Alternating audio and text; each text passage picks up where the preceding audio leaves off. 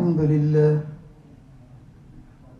لله نحمده ونستعينه ونستغفره ونؤمن به ونتوكل عليه ونعوذ بالله من شرور أنفسنا ومن سيئات أعمالنا من يهده الله فلا مضل له ومن يضلله فلا هادي له وأشهد أن لا إله إلا الله وحده لا شريك له وأشهد أن سيدنا ونبينا ومولانا محمدا عبده ورسوله أرسله الله تعالى إلى كافة للناس بشيرا ونذيرا وداعيا إلى الله بإذنه وسراجا منيرا صلى الله تعالى عليه وعلى آله وأصحابه وأزواجه وذرياته وأهل بيته وطاعته أجمعين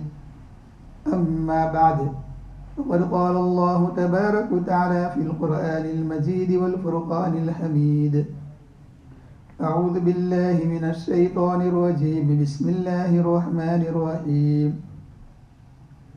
والفجر وليال عشر والشفع والوتر وقال الله تبارك وتعالى في مقام الآخر إنا أعطيناك الكوثر فصل لربك وانحر إن شانئك هو الأبتر صدق الله مولانا العظيم.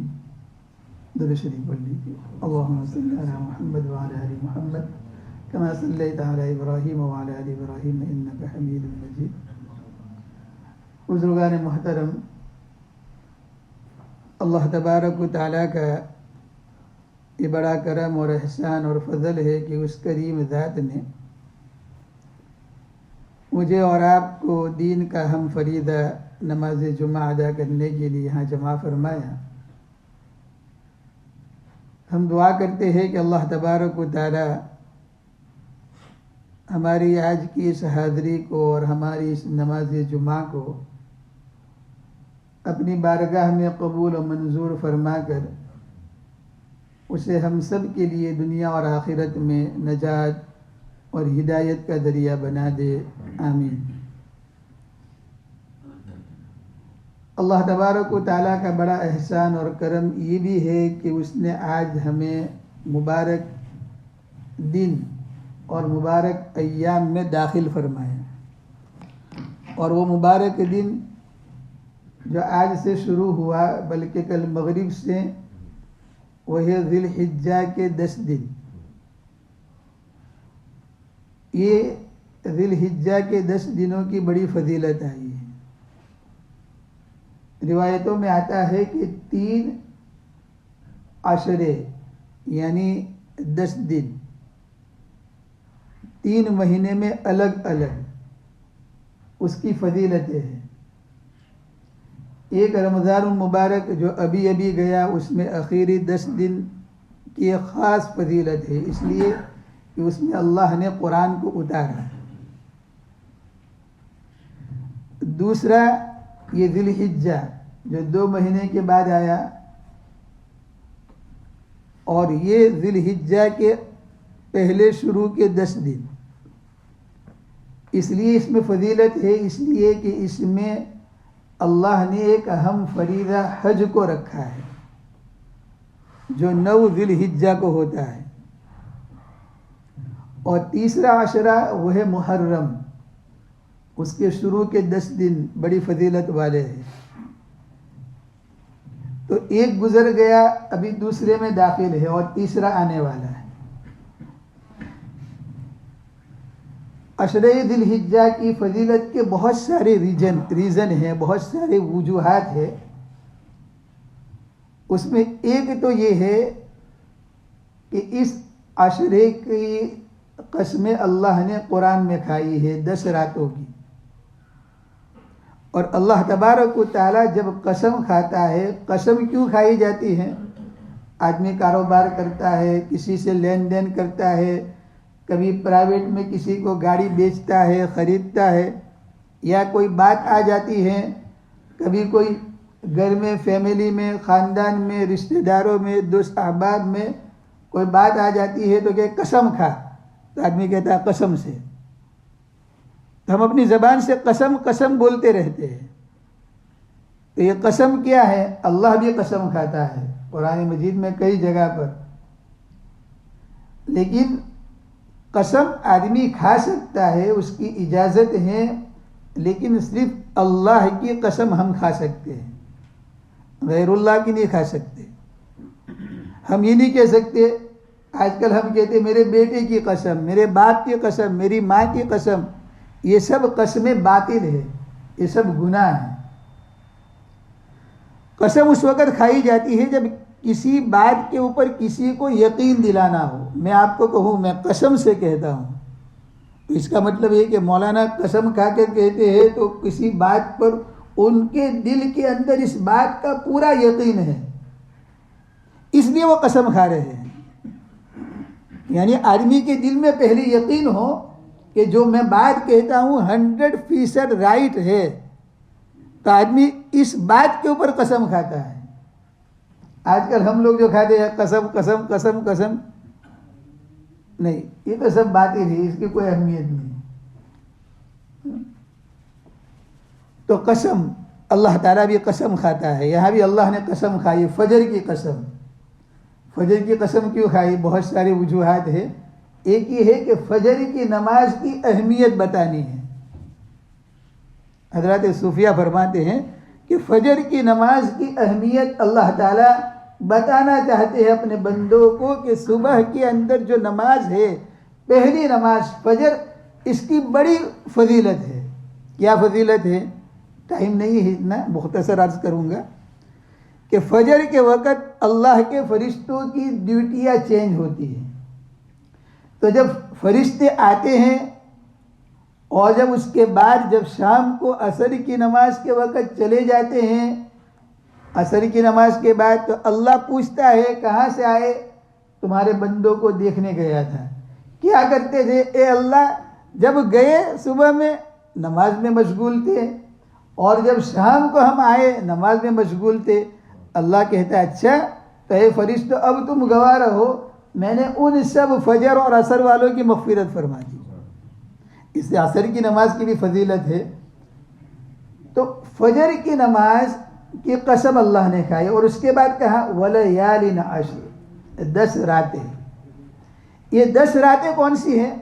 مفسرین کی الگ الگ رائے ہے. ایک جماعت یہ کہتی ہے کہ 10 راتیں رمضان مبارک کی 10 راتیں ہیں اخیری، لیکن بہت سارے مفسرین فرماتے ہیں کہ یہ ذی الحجہ کی 10 راتیں ہیں.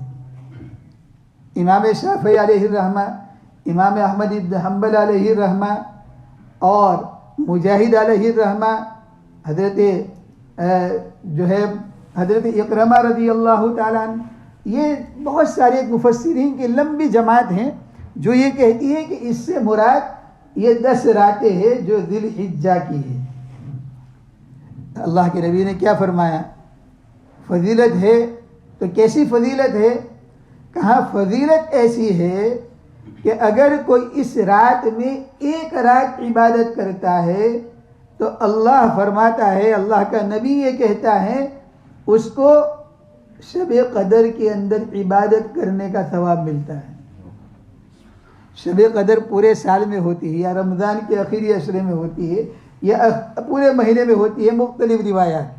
لیکن یہاں تو اللہ کے نبی نے کہہ دیا، شب قدر کا علم ہمیں نہیں ہے، لیکن یہاں تو کہہ دیا کہ ایک رات کی عبادت کا ثواب شب قدر کے برابر، اور ایک دن کا روزہ 1 سال کے روزے کے برابر.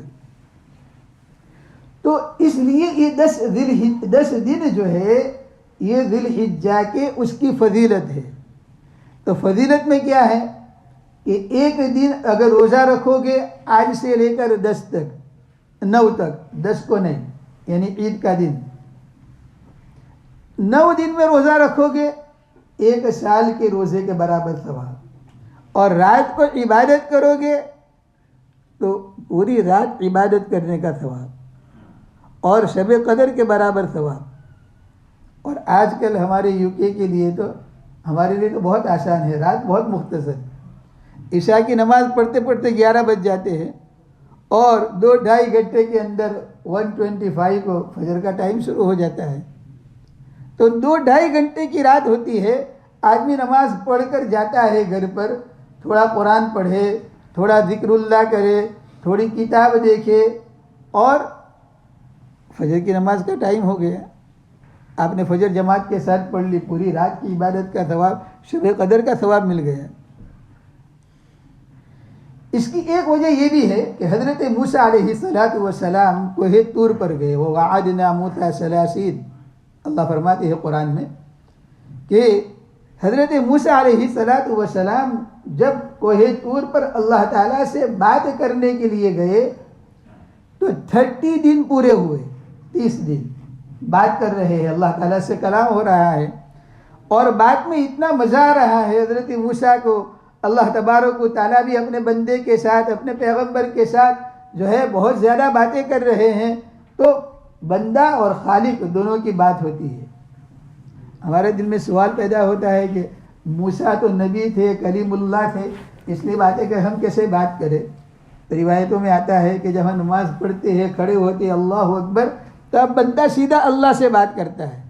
لیکن ہماری مصیبت یہ ہے کہ جب ہم اللہ اکبر کہتے ہیں اس وقت سارے خیالات دماغ میں شروع ہو جاتے ہیں.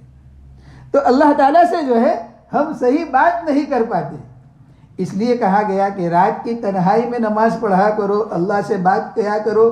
اس لیے کہ رات میں گھر والے سو جاتے ہیں، کاروبار اور کام کاج سب مشغلے سے آدمی فارغ ہو جاتا ہے، ساری جھنجھٹیں ختم ہو جاتی ہیں. اس وقت 2 رکعت پڑھ لیتا ہے، 4 رکعت پڑھ لیتا ہے، تو اللہ تعالیٰ جو ہے آسمان دنیا کے اوپر اس وقت تشریف لاتے ہیں. روزانہ رات کو پہلے آسمان پر اللہ کس طرح آتا ہے؟ اللہ اپنی شان کے مطابق آتا ہے. میں اور آپ اس کو قیاس نہیں کر سکتے، لیکن روزانہ آتا ہے اللہ تعالیٰ. لیکن یہ 10 ذی الحجہ کے جو دن ہیں اس میں ایک دن آتا ہے، وہ کیا ہے؟ 9 تاریخ، جس کو عرفہ کا دن کہتے ہیں. عرفہ کے دن اللہ تعالیٰ صبح سے ہی آ جاتے ہیں. روزانہ تو مغرب کے بعد، شب قدر میں بھی مغرب کے بعد، شب برات میں بھی، بڑی راتوں میں بھی، 10 محرم میں بھی روزانہ. لیکن جب عرفہ کا دن، یہ 10 دن کی فضیلت بتا رہا ہوں کہ یہ 10 دن کے اندر جب 9 ذی الحجہ کا دن آتا ہے تو اللہ تعالیٰ تو آسمان پر دن میں ہی تشریف لے آتے ہیں. اور اللہ تعالیٰ جو ہے اپنے فرشتوں سے کہتے ہیں دیکھو ادھر ادھر کون ہے، دیکھو میدان عرفات کی طرف نظر کرو، میرے بندے جن کے بال بکھرے ہوئے ہیں، کپڑے گندے ہیں، پراگندہ حال ہے، اور لبیک لبیک کہتے ہوئے آئے ہیں. اللہ فرشتوں سے کہتے ہیں اے میرے فرشتوں، آج ان کے اوپر مجھے بھی رشک آتا ہے. اے اللہ کے فرشتوں، تم سب گواہ رہو، میں نے ان سب حاجیوں کی مغفرت فرما دی، ان سب کے گناہوں کو معاف کر دیا. یہ تو حاجیوں کی فضیلت ہے. آپ کہیں گے ہمارے لیے کیا ہے؟ اللہ نے کہا، اللہ کے نبی فرماتے ہیں 9 ذی الحجہ کو روزہ رکھ لو. عرفہ کے دن روزہ رکھو گے 9 ذی الحجہ کو تو کیا ہوگا؟ 2 سال کے تمہارے گناہ معاف، اگلے اور پچھلے 2 سال کے گناہ معاف. تو یہ عشرہ ذی الحجہ کی فضیلت کی ایک وجہ یہ بھی ہے کہ اس میں حج بھی ہے اور اس میں جو ہے عرفہ کا دن بھی آ رہا ہے. اچھا، بات ادھر نکل گئی. بات کر رہا تھا حضرت موسیٰ علیہ السلام کی. 30 ڈیز پورے ہوئے تو اللہ فرماتے ہیں قرآن میں 30 لیلۃ، 30 دن پورے ہوئے. اور وَأَتْمَمْنَاهَا بِعَشْرٍ، اور اللہ تعالیٰ سے بات کرنے میں اتنا لطف آیا کہ 10 دن اور بڑھا دیے. تو 40 دن تک حضرت موسیٰ علیہ السلام اور اللہ تعالیٰ کی بات ہوتی رہی. کتنے دن؟ 40 ڈیز، 40 دن. یہ 40 دن کیا کہتے ہیں؟ جماعت والے کہتے ہیں 40 دن کا چلہ کرو. تو ایک چلہ حضرت موسیٰ علیہ السلام کا لگا اللہ تعالیٰ کے ساتھ. تو یہ جو 10 دن تھے، روایتوں میں آتا ہے، مفسرین فرماتے ہیں کہ حضرت موسیٰ علیہ السلام کی بات شروع ہوئی ذی القعدہ میں، یعنی پورا ذی القعدہ بات کرتے رہے، اور جب 10 دن بڑھائے تو وہ ذی الحجہ کے 10 دن تھے. تو یہ ٹوٹل 40 ڈیز ہو گئے. یعنی حضرت موسیٰ علیہ السلام نے اللہ تعالیٰ سے 40 دن جو بات کی تو 30 تو ذی القعدہ کے دن اور 10 یہ ذی الحجہ کے، اس لیے بھی اس کی فضیلت ہے۔ اور بھی بہت ساری جو ہے روایات ہے کہ کیوں 10 دن کو فضیلت حاصل ہے۔ چنانچہ روایتوں میں آتا ہے کہ ایک روزہ جو ہم رکھتے ہیں عرفہ کے دن، لیکن میدان عرفات میں لوگ جمع ہو جاتے ہیں، اسی لیے عرفات میں حاجیوں کا جمع ہونا یہ فرض ہے۔ اگر کوئی آدمی حج میں جائے اور وہ سارے اعمال کرے لیکن وہ میدان عرفات میں نہ جائے اور آ کر کہے کہ سب کھجور پانی کھاؤ میں حج کر کے آیا، میں یہاں گیا وہاں گیا، کسی نے پوچھ لیا کہ عرفات میں گئے تو گرمی تھی، کہنا اصل میں عرفات میں نہیں گیا، بس وہ رہ گیا اس دن، تو سب کہیں گے کہ بھائی تیرا حج ہی نہیں ہوا، اس لیے کہ عرفات میں جانا تو فرض ہے۔ اس لیے حکومت سعودیہ کیا کرتی ہے، جتنے حاجی ہے اگر کوئی بیمار بھی ہے اسپتال میں ہے بیڈ کے اوپر ہے تو ہیلی کاپٹر سے بھی اس کو اس عرفات کے میدان کے اوپر سے گزار دیا جاتا ہے تاکہ اس کا فرض ادا ہو جائے اور وہ حاجی بن جائے۔ تو چاہے 1 سیکنڈ کے لیے 1 منٹ کے لیے بھی اگر چلا جائے میدان عرفات میں تو اس کا حج ہو جائے گا، نہیں گیا حج نہیں ہوگا۔ تو 10 ذی الحجہ کی ایک فضیلت اس میں یہ بھی ہے کہ اللہ تبارک و تعالیٰ نے انسانوں کی قیامت تک آنے والے اور پیدا ہونے والے انسانوں کی روحوں کو اللہ نے بکھیر دیا۔ جب بکھیرا تو کہاں بکھرا، کہاں اللہ نے پھینکی روحیں، کہاں اللہ تبارک و تعالیٰ نے میدان عرفات میں سب روحوں کو بکھیر دیا۔ یہ میدان عرفات کیا ہے؟ یہ میدان عرفات ایک میدان ہے، اور یہی میدان عرفات جس میں ہماری روحیں بکھری اور قیامت تک آنے والے انسانوں کی اللہ نے کس طرح میدان عرفات میں اس روحوں کو جمع کیا اللہ ہی بہتر جانتا ہے۔